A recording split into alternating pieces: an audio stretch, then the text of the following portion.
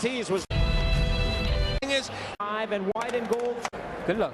Andre Berto in the flashing the thought about Andre with a 13-month, about a 16-foot ring. So as we go on this evening, boxers had to go through and basically show him how to use. When you're away for so long, you see a nice combination. The bit to get back. I can't imagine how excited Berto must be tonight. Upsher lands a stiff jab, followed up with a straight right hand. Four-punch combination for Upsher with that left of the opening round. Nice straight right hand has gone 8. And try and keep Berto of the opening round, or the dimensions up to plenty of fan-friendly action as Berto unloads on seconds left in the first frame. Certainly a smaller ring conducive to action on both sides, and you see as the round has gone on, both guys have become more offensive. Opening round here in Cincinnati. Upsher with a glancing right cross. Berto has Upsher along the ropes as we head to round 2. This is Berto's second fight under the tutelage of two. Then he normally being leaner than normal. Of course, prowess. Problems is his defensive deficiencies over the years. Yeah, a lot of times I think Berto can be a better defensive. He puts himself in harm. Again delivered by Berto. There he follows up with a straight right to the sternum of posture, staying straight up, and there it goes again. His posture comes straight up, and then Berto sticks a Upsher was hanging in there very well. Berto's really taking control. Berto's just happy he's not facing a lefty. 2008, so this is nice for him to fight a conventional fighter. Cuffing left hooks by Upsher. Hey, he's come back with a lot of left hooks. And there's a couple of rings. I think one of those left hooks got the attention of Andre Berto. Yeah, I think you're right, Al. Wow. But he's fighting. Berto known for his uppercuts on the inside. Number 2. He thinks Berto is going to be easier to hit. We'll see.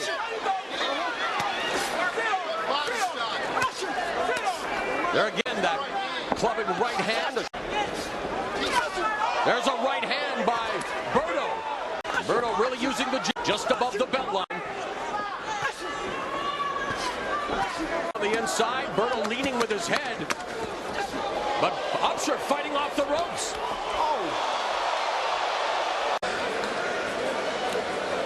Good left hooks by Steve Upsher on the inside. And then he kept working the body. You just saw that there. The left hand. Now, it was the end of the round. They both exchanged big punches. Again, the left hook for Upsher became a valuable weapon. And we mentioned Berto sometimes defeated 135 before he was given the opportunity to fight for the name as his sobriquet. 18-year-old amateur by his cousin, retired NFL running back Curtis Martin, and looking forward. You know, seconds gone here. It's a 140-pound fight. When he gets going, he got hit with something, or Berto really even fighting off Berto at all. And his output has totally diminished as Berto continues to stick the jab out. And that's been part of Steve Upsher's profile. And now Berto landing a flurry of punches through the guard again. Jumps him with another stiff jab. And Berto beginning to find his rhythm. It was a shame for Upsher because he finished the last round with such a good flurry. And Berto came out aggressiveness right on the offensive, and Upsher has had no answer this round. Left hook to the liver by Berto. Short right uppercut on the inside by Upsher. Yes, indeed. Left hook to the head. Berto really finding his form here, and has been a low output, high accuracy fighter according to show stats. At 49 punches per round, that's below the 50s, 36% overall. Sense. Oh, good right hand. Berto team. The form there too. Upsher in the corner, now along the ropes. We've seen almost no jabs from Steve Upsher. Oh. We look at what was a superb round for Andre Berto. Used the jab very effectively. Upsher, as we all point, Berto, and Berto was able to 13 months ago was against Eddie Lowe in that fight, so didn't leave residual. There's a beautiful overhand right. Training camp for this match. Upsher single shooting with the jab. There he doubles up, right hand to the body. Now attacking the body. Away, he ate a When Steve Upsher moves his hand, take advantage punches. You saw the total punches. It's about the whole night. The best round though Upsher's had, I think in the fight maybe. He's exactly. And Upsher has a good jab as long as he's leading first. I mean, Berto is hittable because Berto like as Morrow was. Knock up the pace, getting busy. Fight go a long way. You can just see that Upsher's not looking to get off first. You know, he's got to be first there. That's a good counter left hook. We're going to hear the sage advice of Virgil Hunter and Andre Berto's corner. Upsher landed 3 more punches than Berto according to Shaw in the last round, and more importantly, Upsher threw 20 when Virgil Hunter. Double Dre Berto.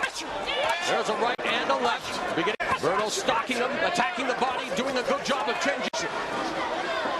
Upsher once competed in the UFC Showtime in 2007 and 08 for the defunct Elite XC as Berto again listening to Virgil Hunter.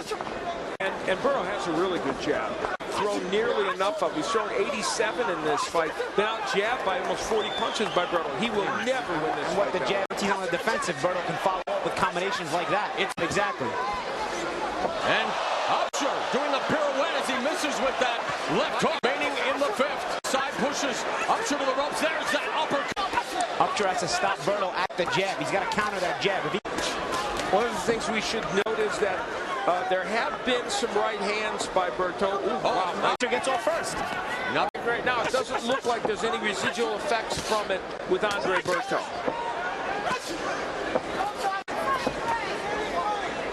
Berto bobbing and lancing. Straight right uppercut that was delivered with bad intentions, but now sweeping left hook. Upsher going to work on the body, but not a lot of pop behind his punches, but he left in the 5th. Steve Upsher knows how to fight, and when he gets off first, he's a good fighter, but he hasn't been able to do it a lot.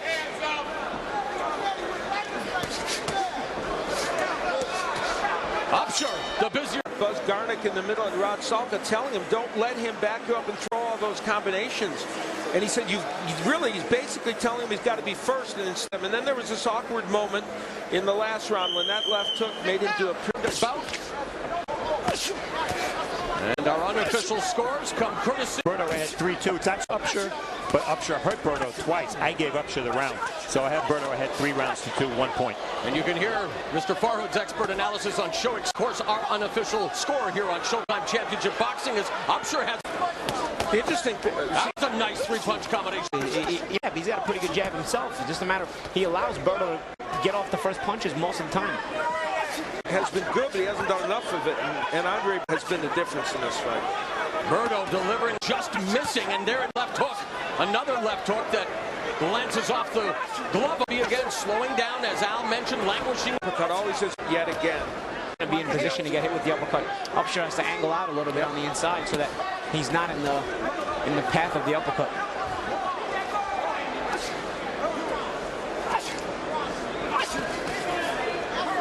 Upsher training at Buzz Garnick's round. Native has lived. Good thing for him, he loves to cook. And now, wanting to begin cooking here as he jolts Berto with the right hand as they exchange. Berto does throw some, but not enough to be winning, I don't think, this round, but still having his moments. And there's a right by Upsher. And referee Hassan allowing it. Clubbing left hook, but now Upsher unloading on 10 seconds of the 6th. There's a stiff left followed by a right from Berto. Against Steve. Represent Haiti in an Olympic foundation to help his parents' homeland as he unloads now a long, devastating earthquake extended family. In the defensive law, that try to start coming on a little. And you know, Berto, always an accurate puncher, has landed 53%. Minute gone in the 7th. You can just see the body language of both fighters. Berto has the aggressive body language, like he's looking to not only win but take out. 90 seconds. Berto just pot-shotting Upsher now. Punches and good combinations. So, oh, Paulie, you're right, but isn't those defensive deficiencies that usually make a fighter fan-friendly like Andre Berto is? Of course, but it just leads you to wonder if Upsher, if Upsher is able to be first, and there's another. Second of all, what if a better fighter is in there with Berto? Sure. Record of his 12 most recent opponents, an impressive 348-32. An overhand right that right shoulder surgery, and again setting everything up with the jab, and following with the right hand. This is when Andre Berto, and you look at him, is just a very solid fighter in the ring. And of course, Upsher's most recently in July of 20. An enthusiastic crowd here for boxing. Going to be a little bit even. You know, at least he'll control some of the jabber. Berto jabs a lot. Has Berto movement now coming. An issue. Gardick may decide that that's too bad for us. The face. Upsher was blocked. Hey, Upsher has had himself a decent round so far, guys. And he's throwing a lot of punches. Feel like he's not doing enough himself. Yeah, Berto parrying. We'll see a round he has never seen as a pro if this fight gets to the ninth. After tendon in his right shoulder, brutal battle with Jesus Soto Caras, managed to almost work diligently in rehabbing the shoulder, and we're seeing Upsher's cornered, but the Ralph Tiger Jones, not to be confused with the late Ralph Eddie Chambers, and now they're as close as bro. Does, you know, Rod Sower to make right now to do that jabs in this fight, making him uncomfortable, making him do a good job getting off punches. He doesn't do a good job getting first, be it with the jab and then following with combinations. Salka has a point. It's just Upsher has not done enough this round, not this fight. Double. I see a lot of counter punches from Berto. Upsher. Yeah. And all this is because Upsher is getting off first. Look at the work he does. Paulie looking at what Andre Berto has done now through what is almost 9. His aggressiveness is... It is, and Andre Berto has just as offensive as always, and that he's a fan-friendly fighter. And the good news for him is he... And of course, at age 31, it's Berto. Martin there for a second. That add on left. We look at him and we say, how's he functioning in his later rounds? And guess what? He's functioning just fine. Not putting together that right eye. He closes the gaps. You know, the defense. Berto continues to go on. Upsher does not. I've not resigned to the fact more stretches, more icing, more massages. He said, I just have to acknowledge I'm an older fighter and I've got to take good care of myself and try to force the serious shoulder injury. Ohio against Steve Upsher. As welterweight champion, layoff due to injury, trying to snap a 2-fight lose. About being a welter, Berto is already a name in boxing. Put him in. Seconds of our opening bout here on Showtime Championship Boxing. Berto, and now Upsher comes back with a flurry. Berto doing a good job there, bobbing and weaving. He threw 284 of them, and what this did was set. These are strong jabs, and he would use that punch to set up right hands, and there we see an example of the jab set thrown a lot because of the shoulder problem. It was, and it was thrown very well, and Berto was able to take advantage of that. Key number there, I think. So as expected, Andre